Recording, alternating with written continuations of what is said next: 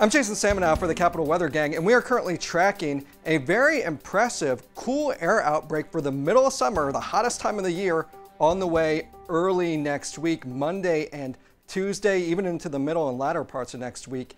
This is actually very similar to the weather pattern we saw back in January when we had highs in the DC area, only in the teens and 20s, overnight lows in the single digits. Of course, it's July now, so obviously it'll be significantly warmer, but much below average, especially in the central U.S., the high plains, and the Great Lakes.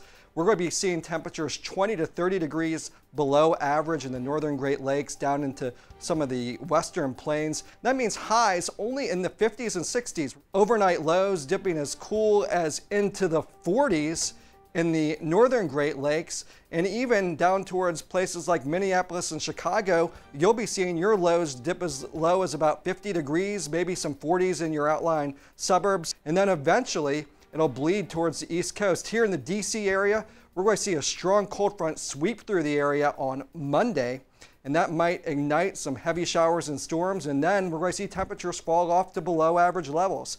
A lot of times in mid-July, we'll see 90s, triple-digit heat. We may see highs stuck in the 70s to near 80 on Tuesday and Wednesday. Overnight lows in the 50s, even in the city and out towards the mountains, there may even be some 40s. Now, some people are referring to this as a polar vortex event, and that's what we saw in the winter. There's some debate as to whether this is really a polar vortex or not, whether the air is truly Arctic in origin.